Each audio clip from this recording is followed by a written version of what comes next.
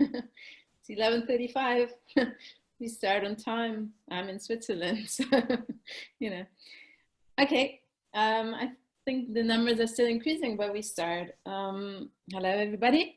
My name is Barbara Signori, and I work at the Swiss National Library in Bern, and I'm going to be chairing this session today, this stream actually today. With me there is Angela, who is the tech lead for this stream, and there is Amy from DPC, who is the co-chair. And we are, just to remember, we are in the stream 3 of the second session of this first half day, and the theme is Best of Digital Preservation in 2020. So this is all about the challenges of the ongoing year we have been facing in digital preservation. If you are in the wrong room, you just are in time to change it. And I'm sure Angela already wrote the links of the other Zoom rooms in the chat box. Okay, we have about an hour together with 5 presentations. All the speakers are here already, so that's perfect. And we have quite a tight time schedule. So I thought we have this short introduction. We have the 5 presentations of, we said 8 minutes maximum. And if someone is getting really over the time, I have this little bell. I also have a bigger cowbell over there, but I don't, it's really big and loud. So my neighbors will come down. That's not a good idea. Yeah, and normally we should have 1 question after every presentation. There should be time. Amy, the co-chair, will be looking at the chat and will pick out the questions. Please do write the questions into the chat so that we can have a good discussion. Yeah. And one thing I also have to remember are the collaborative notes. There should also be links you have seen before already. So please also write your notes there. I think that's all I had to say. And then I would say we start right away. So the first speaker is Alex May. Oh, sorry, I forgot to say that you have to turn, or you should turn off your microphones and your cameras when you're not speaking. Yeah, exactly. But now, Alex, please, you have your video on already and you can put your microphone on because he is giving us the first presentation, Alex May from Alex May Arts. I give you the word. Thank you so much. And thank you everyone for being here. It's a great pleasure to be able to introduce this project to you, which is something that I've been working on for 18 months and was released earlier in this year. And it is an artwork about the issues of digital preservation with a leaning towards digital preservation in art and digital artwork. So I'm Alex May. I'm an artist based down in Brighton in the UK, and I've been working for a very long time with digital technologies, wide range of them. And this has some very difficult propositions for the idea of preservation. I mean, especially, you know, work with robots. And I wish I had the other slide, another robot that we did, because we actually developed it in Switzerland with Schindler. And we just, that was another project we just finished this year. But I wanted to illustrate the kind of challenges that I'm kind of facing. So this is another project, Archaeabot, which is an underwater robot artwork.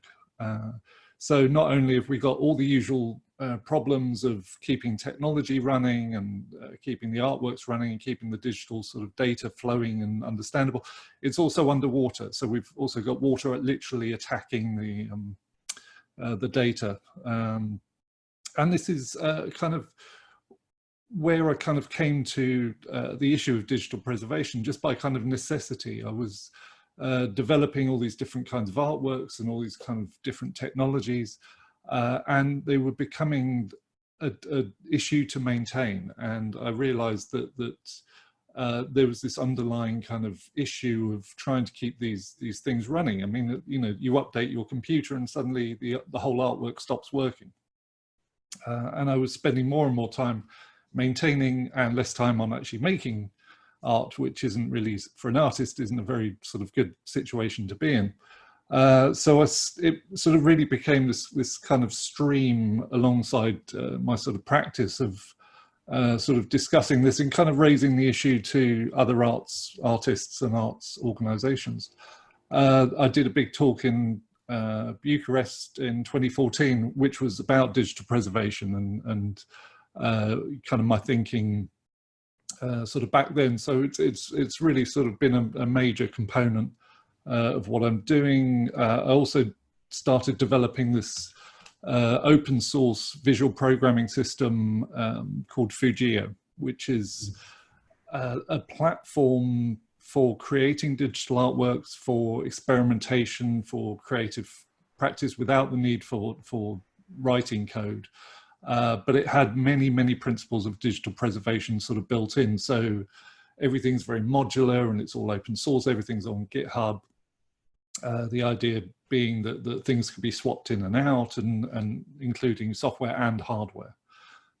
Because often with digital artworks, you're not just talking about data and you're not just talking about software, you talk about hardware sensors as well. So if you've got something like the Microsoft Kinect, which was a very popular camera for digital artworks because it offered a really good interaction model where you could detect people, they've stopped making that. And so all the artworks that depend on that are now in sort of danger of, you know, sort of disappearing.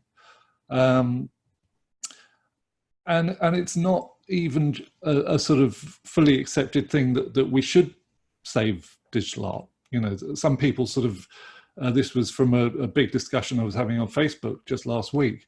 And some people were saying, you know, that art is inherently temporary and that, you know, we shouldn't preserve it and it should just sort of disappear, or we should document it and then let it go. Or as one artist put it, embrace death, make it a performance. Which was, you know, I'm not sure if that's a, you know, a proper way of doing it, but it's a nice sentiment. This was a major artwork that I did, which was up in London. It's a sort of big digital video sculpture, and this has just been taken off show and actually decommissioned. And this was so I've actually sort of facing this issue of digital preservation. You know, front on in my own practice. What I've done with this is to actually create this sort of virtual experience where you can see the artwork in a video form, though the physical thing is now destroyed.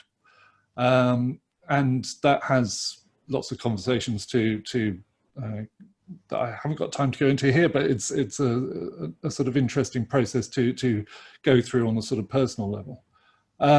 So the artwork, A Mirror for Remembering, it was made from an open call from Tunbridge Wells Borough Council. They a very traditional sort of museum, lots of glass cases and objects and things in cases, and they had just got a lot of funding to completely sort of redo the whole thing, and they were going to be closed for several years. And they wanted to do a series of art commissions and various projects. And so they were looking for somebody to, or an artist to work with the sort of digital preservation side. And I was lucky enough to be selected. And we set off on this journey together about sort of trying to make an artwork that would convey some of these issues around digital preservation and the preservation of our digital culture, and why this is important and why we should do it. And, you know, people just, you know, kind of don't think about it. This proved very challenging in many ways, like to create an artwork that was kind of platform agnostic, but I didn't want to do something that was so simple, like just produce a video. I wanted to do something that sort of spoke of the technology at the time. So it ends up being a virtual reality 360 3D video experience. That doesn't need to be viewed on a particular headset, it can be viewed on Google Glasses and stuff. It was being taken into the museum's collection, so it's their first digital asset. Could be accessed in many different ways, and again, I don't have time to talk about that now. Does it give people motion sickness, and it's making clear the difference between digital preservation of physical objects and native digital artifacts. Although I used scanned objects from their collection as metaphor for the many issues. So just to give you a sort of quick flavor of it, this is the sort of opening scene where you're in Plato's cave, basically, and there's this big iguanodon bone that's embedded in the back wall. And this, in real life, this iguanodon bone, excuse me, is actually broken into 3 pieces, and I digitally reconstructed it and created this sort of virtual artifact that was that you could see in 3D, you know, in kind of you know, in a way that you couldn't with the actual thing. And then I went a step further and built this sort of big bone temple that you actually go inside, and you see the 3 parts of the bone kind of on show as inside this thing. And all of these settings are kind of ideas of museums of the future. So there's a museum of the discarded, which is just full of all the trash and all the discarded coffee cups, because if we don't preserve our digital culture, that's going to be all that's left from, you know, for archaeologists to find in the future, and they'll go, these people are obviously living in the plastic age. This sort of defines what they where they were at, you know. So, and another one was if anyone's familiar with Subbuteo, the game, it was invented in Tunbridge Wells. So there's these little sort of plastic football figures, very difficult to 3D scan, and the actual scan turned out very corrupted. And but I used those corrupted figures as a kind of metaphor for the spread of false information, so that once these things are sort of out in the world, they proliferate and spread. And, you know, so we have a sort of duty of care for the sort of sanctity of data and the preservation of, you know, what is, you know, kind of true, or you know, it's basically culture is whatever survives, and that is kind of my sort of core message for the work. So we did have a chance to do some public engagement very early on in the year, and Tunbridge Wells were brilliant at sort of kind of, you know, working with different groups to do that. And then of course the pandemic occurred, and everything got locked down, and we can't use VR, we can't share VR headsets, because that doesn't seem like a very sanitary thing to do. So it's been a really interesting proposition that we've now created this artwork that can't necessarily be publicly displayed, because also most of the galleries and things are shut. So how, you know, this is kind of part of the sort of preservation issue, is like how do these things get you know, sent out to the people who need to see them. That's I hear the bell. So that's details of the commission. There's a website for the project. That's my website, and you can find me on social media and things. Thank you very much. Thank you, Alex. Do we have a quick question for Alex? Is there something in the chat, Amy? Nothing in the chat, but if you do have a question, feel free to unmute or use the raise hand feature. Yeah, exactly. So does someone have a question that he or she wants to ask Alex directly? Do you see any hands raising, Alex, Amy? Okay. I guess not, but if one does come up, do pop it in the chat box and we can pick it up. Yeah, actually, I have a quick question. Thank you, Alex, for this interesting talk. And I wonder just, we have this with librarians, you know, that our profession is changing now with the digital preservation because, you know, books are digital, etc. So it's actually the same for artists, isn't it?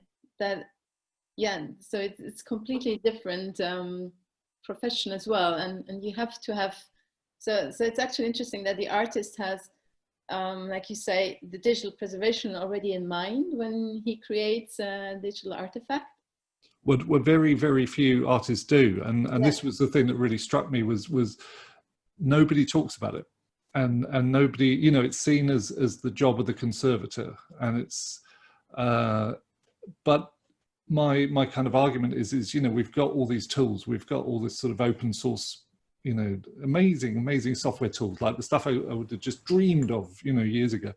And none of it is being focused on the preservation. So it's all kind of, you make something and then a couple of years down the line, it's gone. You know, everything that was built on Microsoft Macromedia Flash, you know, it's gone. And this is no way to sort of preserve our culture, you know.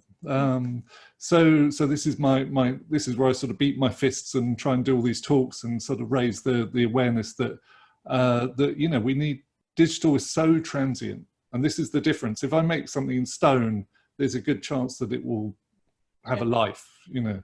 But if I make something digital, it's so transient that it can just disappear in an instant. And we, you know, so as practitioners, we need to make an effort to, if we're interested in doing that, an effort to preserve our own work. Yeah, yeah. And here you are in the right community. So that's good. Exactly. That's why I'm so happy to be here. We're glad to have you here. Thank you. Okay, then we go to Ellie Pridgeon from the Imperial War Museum. She's our second speaker, and I give you the word, Ellie, and please introduce yourself also quickly.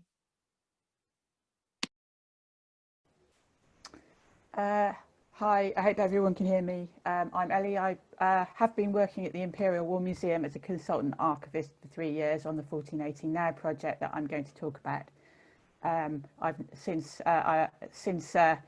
submitting this paper, we've actually just completed the project in the last couple of weeks.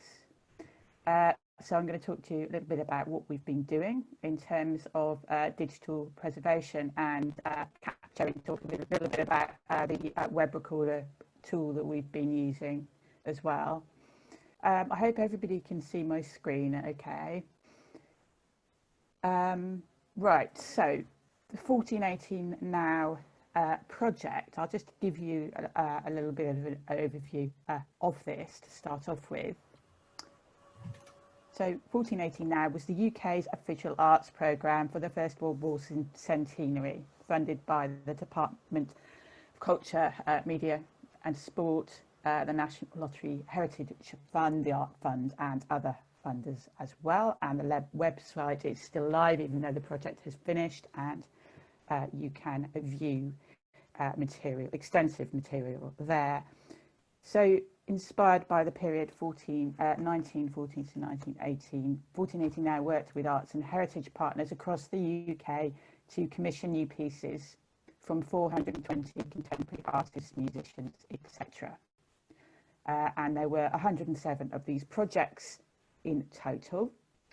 Now, some of these projects became quite high profile. So probably the most famous is the Poppies. Sorry to interrupt. I think that some people aren't able to see your screen. So in the share, is it showing that you're sharing the screen right now? Oh, wait a sec. Let me go back and try it again. Yeah, I'll try it again. I'm not sure what's going on. Okay, right. This might be better. Yes. Is that? Can you see it now? Yes. Now we okay. Can. Sorry, I thought I was probably doing something wrong because I couldn't see the images of me or anyone else. So that's why. Okay, right. So, okay. So we've got the. Hopefully you can see the images now. We have the Poppies, the Wave and Weeping Window, which started at the Tower of London and finished at the Imperial War Museum in 2018. We have Peter Jackson's film They Shall Not Grow Old, which was digitally remastered material from the BBC and the Imperial War Museum. Danny Boyle's Pages of the Sea, where images of First World War soldiers were created on the beach and then washed away by the tide. So essentially, I'll just give you a very quick overview of what we've done in terms of cataloguing and also web archiving as well. So the challenges were major. We had tens of thousands, actually probably about 40 or 50,000 digital records to appraise and catalogue in about 2 years. This was an issue as we had to essentially catalogue them at item level for various different reasons. And our team was relatively small. They all consist of consultant archivists, as you can see the team which is listed there. So it was impossible really for us to create these tens of thousands of detailed records in AdLib, the collections management system, in the time frame. So what we did was we used Treesize Professional semi-automation cataloging processing, and essentially we were provided with a ISAG compliant Excel template by the Imperial War Museum, who are essentially running the project. As you can see here, it has about for those of you who are familiar with these types of spreadsheets, mainly archivists, I imagine it actually has 84 different columns that we had to populate. So for each individual item, the collection consists largely of photographs and videos, but also administrative records relating to the various projects.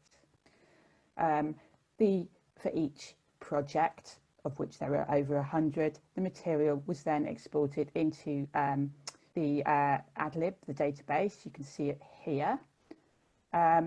And it then sits in an open archival information system. And also within the Imperial War Museum Digital Asset Management System, the DAMS system here, although there were several issues because DAMS does not recognise certain file types, including WARCs and doc files, so we found out. So these will sit outside DAMS for now. The other item, which I'm going to finish off this very short talk with, is we were one of the first organisations to use Web Recorder. Web Recorder is a suite of open software projects and tools used to capture interactive websites, and the Web Recorder produces these WARC or web archiving files, and Web Recorder will replay your website as accurately as possible, and it is downloadable and free, in fact, from GitHub. You can see the link here. We used for the project Web Recorder for the website for the 10 project microsites. So for example, the Poppies had its own websites, Twitter, Instagram, and also YouTube as well. And the web capture was carried out by consultant Lisa Halls, who did a brilliant job, I have to say, and he's actually talking about the project at another conference as we speak. So to tie up then, there were several issues. There were a lot of issues about Web Recorder. The main issue with using Web Recorder is that the 1480 now does not hold the copyright from some of the captured materials. For example, other people's tweets about the project, and also the Twitter feed on its own website. Although Web Recorder allows us to create a preservation copy, which means the copying itself is permitted, it means that it actually means that the copies will not be accessible online due to copyright restrictions. So unfortunately for now, it will only be available through the British Library web archiving service and only on site for the moment due to the copyright restrictions in that captured material. We're currently negotiating with the British Library about the possibility of providing online access to this material in the future. So I hope that gives you a little bit of an overview of what we've been doing in terms of digital preservation, and my contact details are there, and also my Consultant Archivist website, and also my Twitter handle as well. Okay, thank you. Thank you, Ellie. Do we have any questions for Ellie? None in the chat box, but I guess open the floor again if anybody wanted to unmute and ask.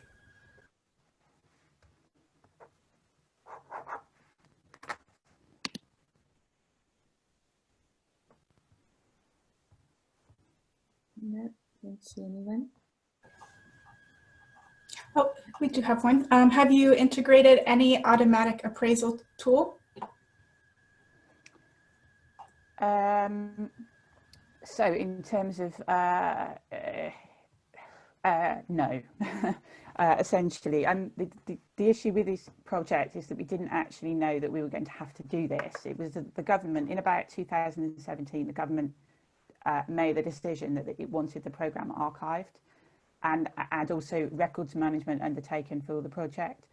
And in fact, none of this had actually been happening as we went along. The archivists came onto the project relatively late in 2017, just essentially, you know, about 9 months before the project wound up. So essentially, we did not have any access to those type of tools at all. So essentially, you know, we were very limited. I mean, when we were brought on, we knew almost nothing about this process of digital archiving at all, and essentially we had to, you know, seek help from the Imperial War Museum itself. But there was, apart from the web recording, which was outsourced to ANISA, there was very little for us in the budget to do anything additional in terms of records management. And so there are some more questions. Is there one we can directly ask? Or are they longer ones?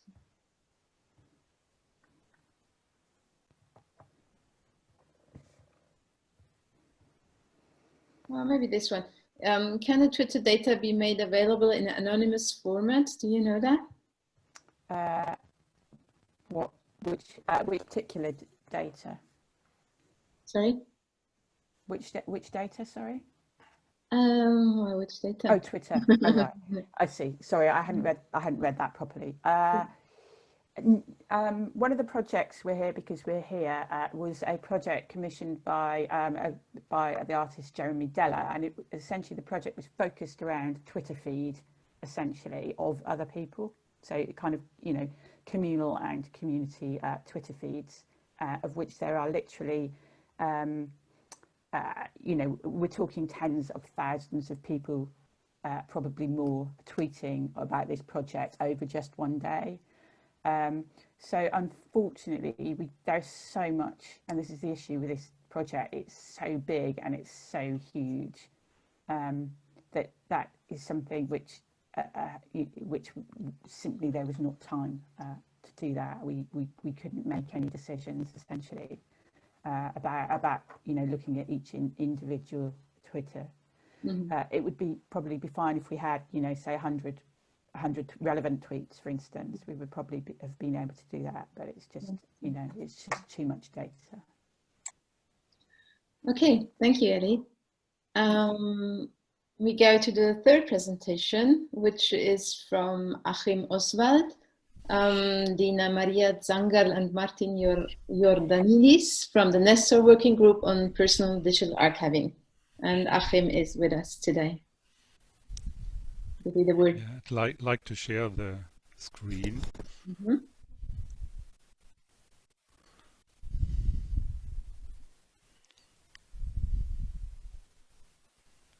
So, do you see my slides? Yes. Oh, thank you. Yeah, actually, Lina Maria and Martin are also with us here in the audience. Thank you very much for giving the chance to present our new website, meindigitales-archiv.de. It's a new website on personal digital archiving for everyone speaking German. Lena Maria Zangerl is working at the Literary Archive of the University of Salzburg, and Martin Jordanidis is working with the HBZ Service Center for University Libraries in Cologne, Germany. And I myself also from Cologne, Germany, Technical University Cologne, Institute of Information Science. And to reference to Cologne, I gave the skyline of Cologne as the background. Well, this is the starting page of our new website, Mein Digitales Archiv, just to give you a introductional impression. And in this website, which means Mein Digitales Archiv means in English my digital archive. I think most of us would be able to translate that easily. It's a website developed by our personal digital archiving working group, which belongs to the Nestor activity group in the German-speaking countries. The objectives of our plan was to apply professional preservation principles to everyone's personal digital data.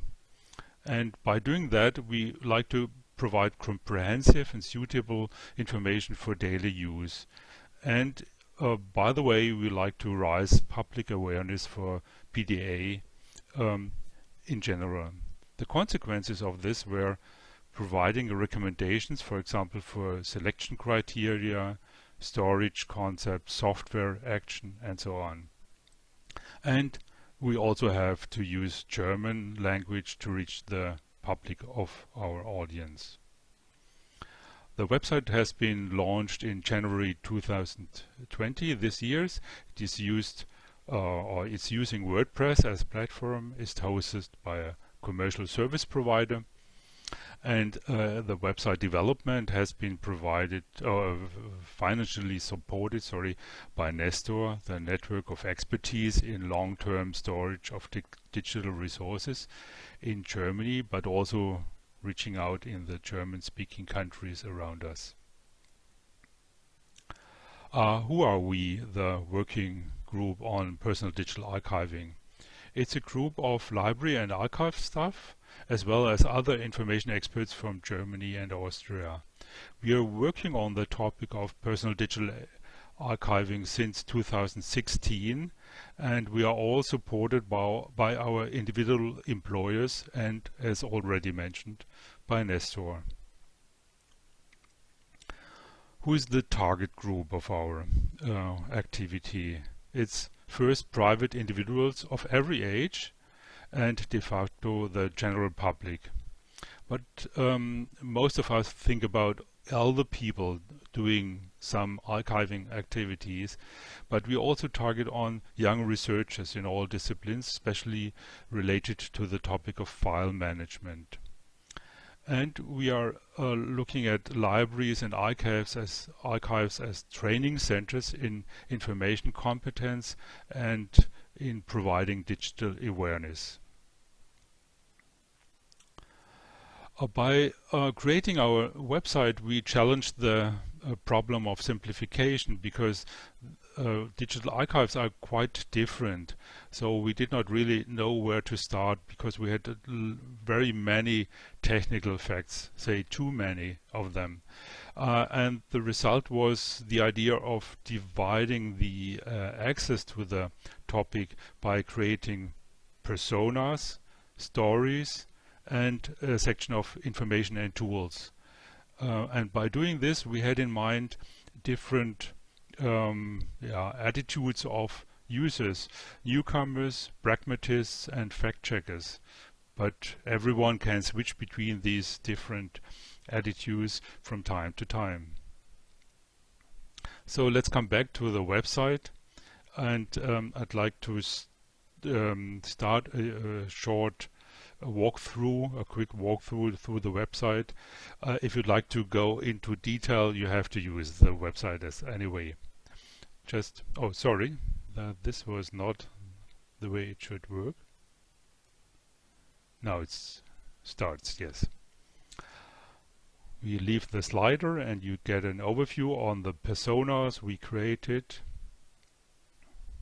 And we switch to Helena, where we go into detail. Helena is described as a person, as a persona, and we are switching to her story and activity. She is saving audio data of her podcast, and there is a list of activities she can or she should realize. Now we switch to the information and tools section, who is providing fact information. We're back, sliding down to further activities, and there is a reference to other possible activities or similar stories which are provided. Now you have a view on the stories. There are different stories already, but we are going on to create new ones as well. And the same by InfoSend tool, and again we switch to the file management section and the information area. And finally you get some information about the website and for sure Nestor, which is the frame of our activities. Just to calm a little bit down by the presentation, just to give you again a view on the stories, that you have the chance, if you are familiar with German, to read what kind of stories are presented. For example, website archiving, how to do that, or how we can save social media information. And here an overview on the information and tools section, where we dived into the area of file management, for example, but there is also information about file formats, metadata, using passwords, how to create passwords or good passwords and things like that.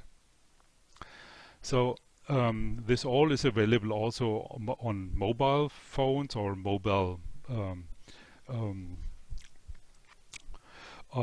in a mobile area, and like to show you a small movie on that, how it looks like on the mobile phone. Again, we have one of the persona. This time it is Martha. She is saving pictures from her hiking trips, and I switch to the information and tools section, and the same bag. We scroll down on that.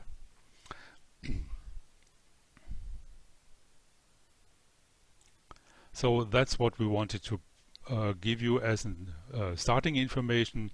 We are hoping that you will go into detail on Mein Digitales Archiv, which is intended to raise public awareness on PDA, making recommendations to everyone interested in PDA, and it is using German to reach the general public, and that might be an option for cooperation, because other countries with other languages might use similar information.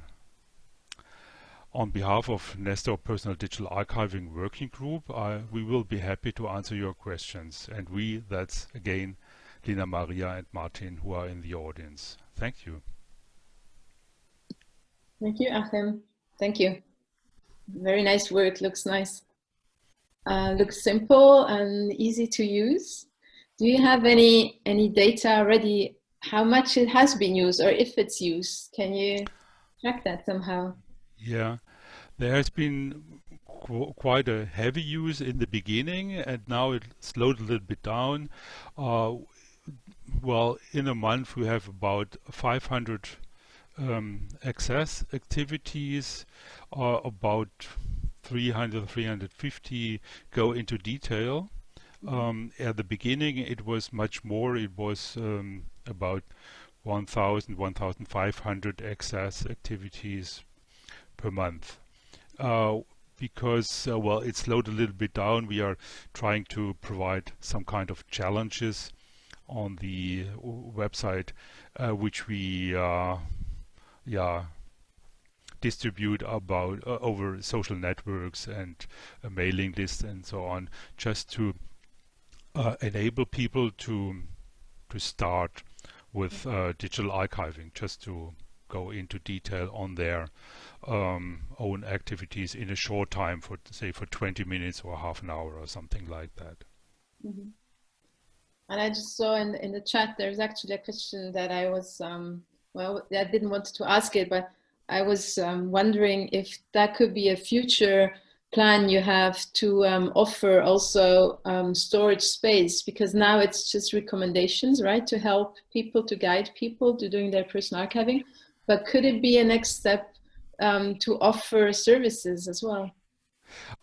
We have been asked to do that, but until now we don't feel able to do that because we are a small group, and our intention was, well, just to provide the information and to link to possible service providers.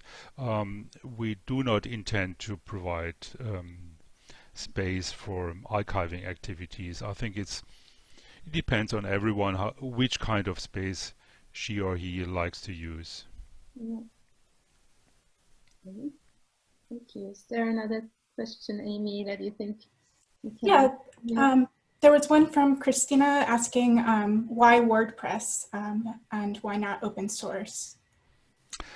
Yeah, it was just a pragmatic decision because it was quite easy to have somebody to find who was doing for less money or little money to do the development of the website. So it was just the idea of having a lot of people being able to use WordPress, and we ourselves, some of us, have also already experience with WordPress, so we decided to use that. Yeah, but perhaps we should think about changing to another platform. Okay, thank you very much, Achim. Thank you. And then I would say we go to the next presentation, which is Roxana Maurer from the National Library of Luxembourg. And I give the word to you, Roxana. Hi everyone. So my name is Roxana Maurer. I'm a digital preservation coordinator at the National Library of Luxembourg. And today I would like to talk to you a bit about a project I've been doing for the past couple of months, and that was trying to ingest our web archive into our digital preservation system, but also a bit about the reactions I had from the discussions with different colleagues from different parts of the world. So at first, a few words about our web archive. In Luxembourg, we have the legal deposit, and that includes websites. We are doing 3 types of crawls.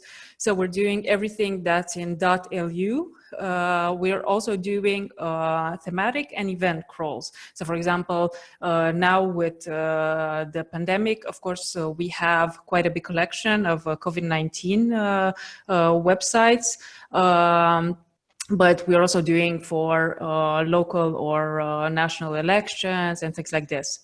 We started quite late with our web archiving program. So for the time being, we have about 111 terabytes of data that we received in compressed work files from our service provider. And also for the time being, the access to the web archive is restricted to the reading room of the National Library. You can find really a lot more information about our web archive on the website webarchive.lu, which is in English. Then to go into the ingest into our digital preservation system and why we wanted to do that. So our web archive, we have several copies of it, but that was pretty much it. So in order to ensure bitstream preservation, we decided to ingest it into our digital preservation system, for which we actually have 3 copies in 2 different locations. We have different storage technologies. There's the Fixie check done on a regular basis, and even more so because it's ISO 27000 certified We also have a very clear audit information about who accessed and who made changes in the system. To make that clear from the beginning, we never considered format migration as a digital preservation strategy for the web archive. If we're discussing something, we're only talking about emulation, but we're not doing anything at this point. And in terms of access, we have an installation of the Open Wayback Machine, but the work files used for the Wayback Machine are actually stored outside of the digital preservation system.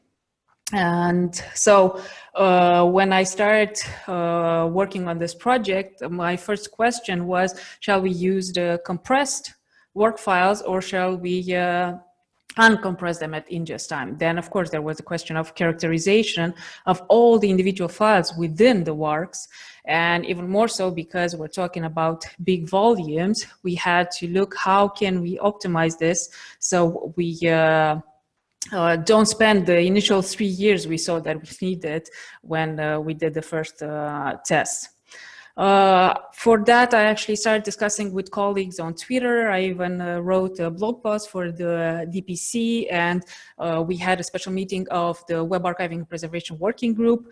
I also read a bit about what others have done in the IIPC Preservation Working Group, and I also exchanged some emails, and I would like to especially thank Libor Kofal and Tobias Steinke, who gave me a really nice overview of what they're doing and their discussions with other institutions.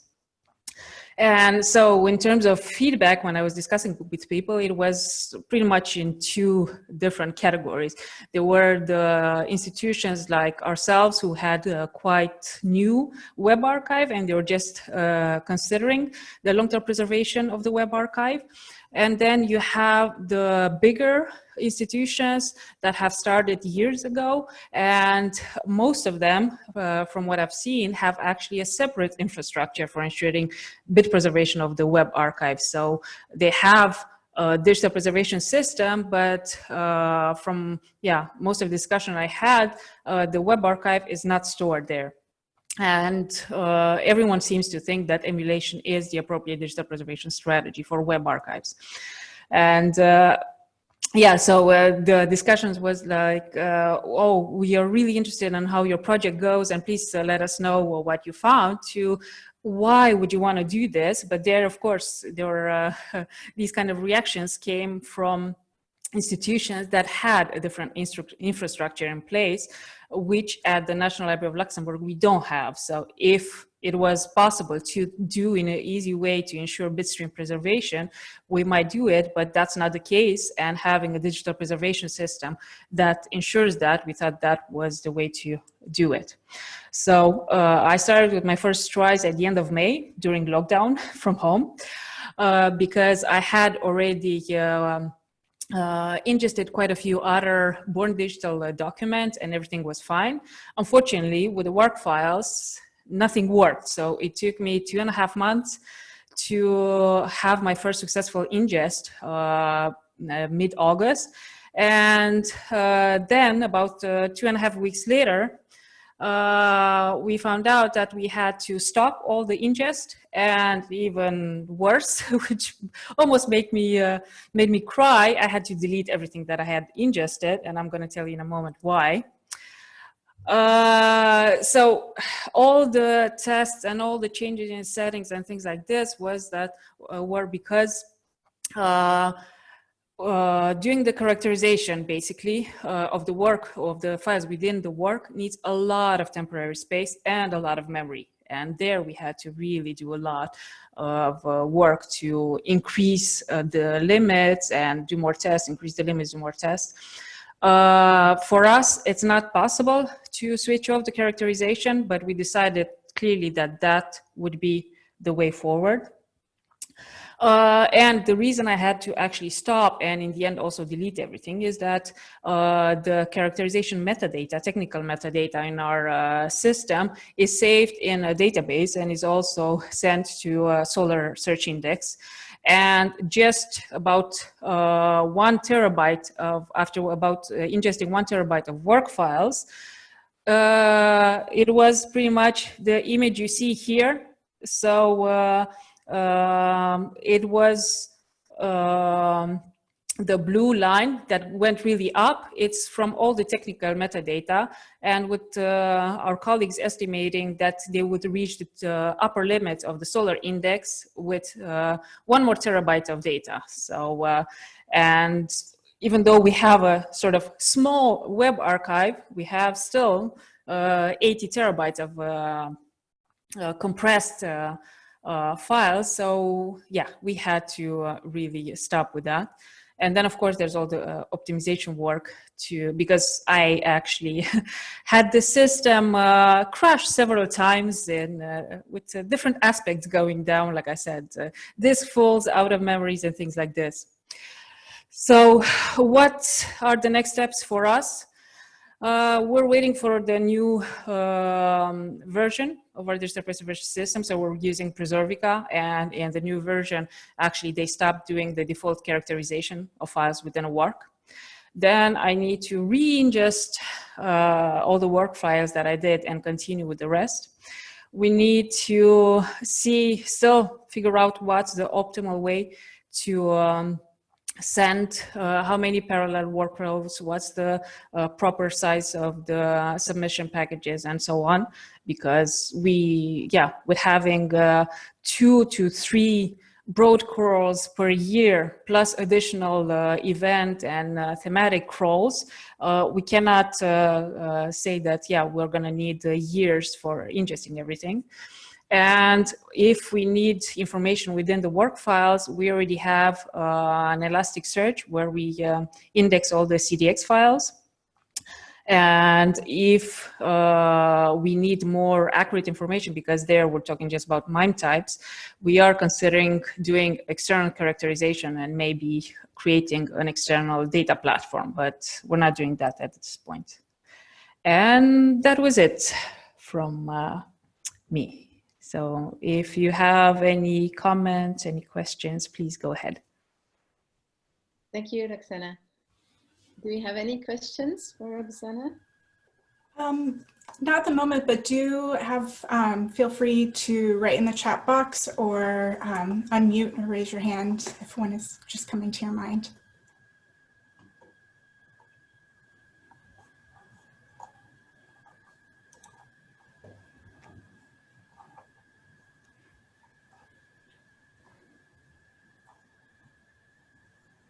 Not at the moment.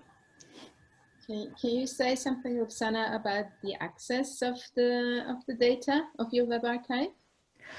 Yes, so at this point, we're actually using the Open Wayback Machine to give access to the web archive. It's also, for the time being, in the reading room of the National Library, which is, again, open. But we are discussing possibilities to make it maybe available online, because we did get a lot of requests, especially from researchers, but also from the general public, because with the COVID-19 web crawl, we actually had a lot of articles in the media, and from journalists, from the general public, we also got requests, why is it only available within the reading room? We would like to be able to consult it from home. And that was even more the case during the lockdown when the library was closed. Yeah. And we do have a couple that did come in the chat box. Lorna had a question, was this because it was a lot of legacy web snapshots? Would this be such an issue for one crawl / snapshot? I'm not sure what... Lorna, are you able to maybe unmute? Sorry, we aren't doing web preservation yet. I haven't got a sense of what a size of a snapshot of our website would be, and whether that would cause the same issues in... Okay, now I understand. Yeah, so for us, I think the biggest problems are the broad crawls, because there we're talking about all the .lu websites, and there we're talking about 7-8 terabytes of compressed work files. and really hundreds of thousands of websites. So I'm sure that if you're talking about just a few websites, so if you have institutional websites, even if you put them within a work, I don't think you're going to encounter the same problems. And even more so, I know that, for example, even with our same preservation system, so with Preservica that we're using, I talk to other people who are doing the same as you are. So just archiving institutional websites. So there you're talking about a really short list of websites. Even if you have a couple of hundreds, you're not talking about hundreds of thousands or millions of websites like the big national libraries. I don't think you're going to encounter the same problems. But it is something that you should be aware of, that still, if you send compressed works, you might not have enough temporary storage. Because in our case, we saw that, for example, one single work file that was just 1 gigabyte would need sometimes up to 7.7 gigabytes of temporary space. So that could be the case also with just a few websites. Okay, thank you. It's okay, sorry to interrupt you. Looking at the time, we have 10 minutes left for Gaël Béguet, the last presentation of this stream. I'll give you the word. Thank you, Barbara. I'm going to share my screen.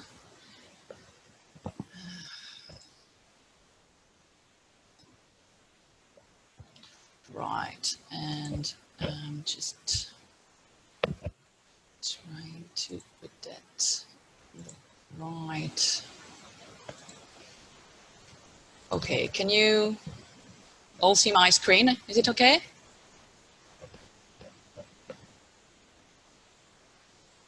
Hello? Yes. Yes. Yeah. Oh, sorry. I'm sorry. I was lost in cyberspace. So hi, everyone. First of all, I would like to thank, of course, the organizers for inviting me to present about the Keepers Registry. And as you can see, archiving by numbers is a reference, of course, to a famous movie by Peter Greenaway, which was Droning by Numbers. So the idea is to show in my presentation that we don't want to, we want to swim rather than drown. So that's the idea of the Keepers Registry. And what I would like to do first is outline our objectives. The Keepers Registry actually is hosted by the ISSN International Center on the ISSN portal, and you can see here the address where you can access information. Secondly, I would like to briefly describe our service offers and in the end just delineate our plans for the future. First of all, our objectives.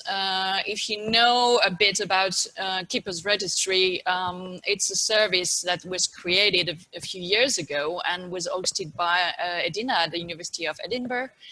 And the ISSN International Center was a partner right from the start. And the Keepers Registry is here to monitor digital preservation of journals and continuing resources worldwide. So it's more the scholarly heritage, we preserve rather than the cultural heritage. But I can see that there is some, of course, similarity between both. What do we do here now at the ISSN International Center? Because we took over the service in December 2019. Actually, we aggregate the archiving status data, which is supplied to us by our cooperating archiving agencies. And you have the list there of the agencies that trust the service and share data with us. Of course, the idea is to reach out for the users, the scholars, the libraries, the publishers, and we also want to support the archiving efforts, especially towards endangered publications or open access publications, but we'll see that in a minute. So what are our services? apart from data display, and here again you have the address of our website, of course we provide statistics, and there are a few of them which are here on this slide. For the time being, as far as we know, I mean, we are a service with a few archiving agencies, but we want to expand. But for the time being, we can say that there are more than 50,000 journal titles which are preserved by the agencies that participate in Keeper's Registry. There are approximately 35,000 current titles and 15,000 seized or whose status is unknown. And as you can see, we have several, titles from various parts of the world, which are actually saved, preserved, archived, and you can trace back the place of publication via our website. Data display, I've just mentioned that. Data supply as well. You can download information directly on the free ISSN portal. You can select the format, and we are busy implementing actually linked data formats for these records in Keeper's Registry, and this should be done by December 2020. And we also want to develop another service, which is also geared towards libraries and publishers which want to track actually, or who want to track which titles are preserved when they want to actually make decisions regarding titles and how to archive them. What are our plans? And we have just devised within the ISSN network, because we work with actually 90 ISSN national centers. And so we have devised our next strategic plan for 2024. And of course, Keeper's Registry, as part of the suite of services which are offered by the ISSN International Center, which is based in Paris, by the way, we want to build on what has been achieved so far by enhancing Holdings metadata, because we receive data from various agencies, and there may be some issues with the formats of these data. We would like also to develop a visual tool or to be able to share information in a more, let's say, a user-friendly way. So that's part of our plans for 2024. We have also noticed that many publishers hearing about, Keeper's Registry actually come to us to find a place where they can archive their publications. So we would like to guide them or inform them about the various opportunities they can choose from. So that's our second, let's say, our second objective. Also, the ISSN International Center hosts the transfer service, so it's Enhanced Transfer Alerting Service, ETAS. I haven't put the address there, but you can find it easily. It's journaltransfer.issn.org.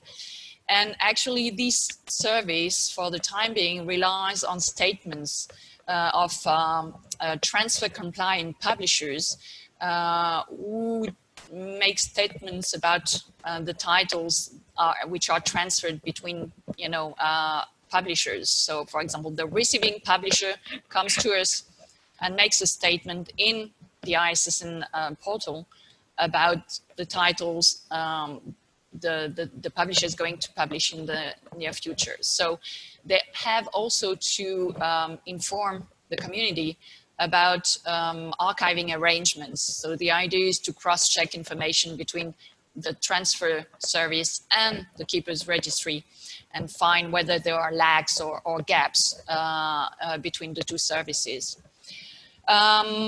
Another big project is to retrieve archiving URLs from our partners and be able to rank these URLs under PID so that users of the ISSN portal can actually go through the various URLs of a publication of a given title, and in the end find the place where the title is archived. And another big project that we would like to support and contribute to is the preservation of open access journals. As you know, and maybe you're aware, there has been recently a study published by researchers about open access titles disappearing from the web. So I guess this is a very an issue which is very important to our community, and our idea is to build also a consortium with interested parties and actually foster the preservation, the archiving, the long-term archiving of open access journals. So that's what we're doing in the Keepers Registry.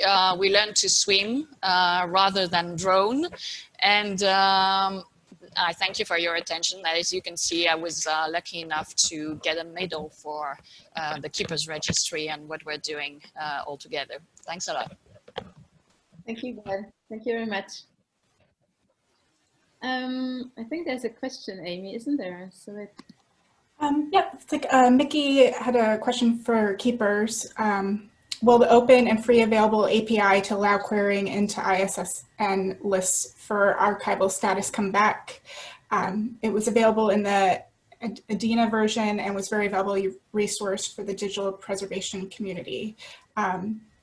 Did you want to add anything to that, Mickey, or did I get that right? No, it's okay. I can understand that. That's what I was mentioning, that ISSN submission list, actually, which is something we have not yet been able to implement because we had to rush a bit, let's say, to take over the service between actually July and December. So we had only a few months to do so. And as I mentioned in my presentation, we want to develop this service and there will be an API. We already have an API on the ISSN portal by mid-2021. So where we know this was a service which was previously supported by EDINA, and we're striving to offer it again, of course. okay, thank you very much. So we are at the end of our stream of this session. There's just enough time to say thank you. Thank you all for the speakers, for the presentations. Thanks to Amy, the co-chair, to Angela, to the tech lead, and to all of you who watched and listened to these interesting stories. I would suggest we open the camera and the microphones all and give a big applause to the speakers. Or signs or whatever you want to it. Okay, we have a break now, and then the third and last session of this half day will start at 12:55. So go to the right Zoom room. You find the links in the chat, and see you. Bye-bye. Thank you.